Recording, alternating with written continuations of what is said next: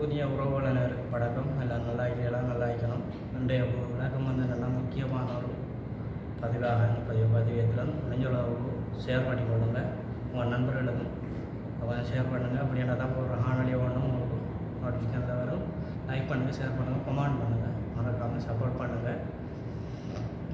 ஒரு வைத்தியரை பற்றிய தகவல் உண்டு. உங்களுக்கு தெரியும், கடந்த காலத்தில்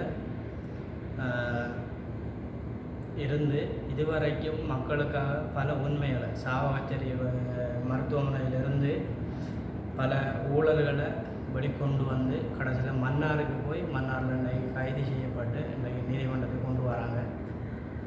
உண்மையிலே அவரில் தவறுகள் இருந்தாலும் அவர் செய்ய வேண்டிய காரியங்கள் முழுதும் உண்மையான விடயம்.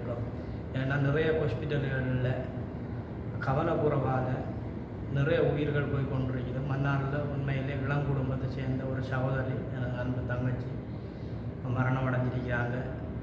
அந்த குழந்தைய யார் எப்படி வளர்த்தாலும் அந்த குழந்தைக்கு வந்து தாய்ப்பால்ன்றது இல்லாமல் வளரும்.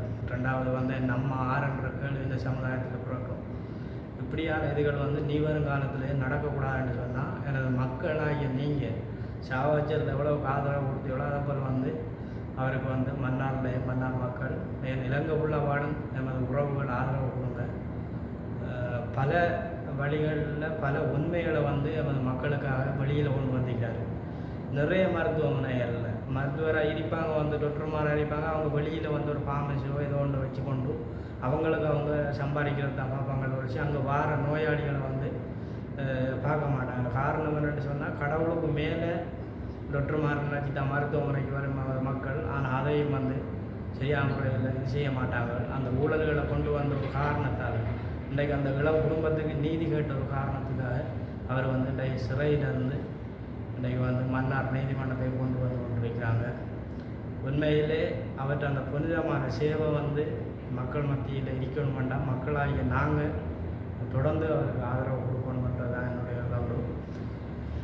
ஊழல் செஞ்சவன், கொள்ளை அடித்தவன், கப்பம் பெற்றவன் முழு பெரும் வழியில் இருக்கும்போது ஒரு நேர்மையாக மினத்துக்கு அவர் தவறுகள் விட்டிருக்கலாம், இல்லைன்றதுக்கு இல்லை. ஆனால் அந்த தவறுகளையும் அவர் வருங்காலத்தில் சரி செய்வார்.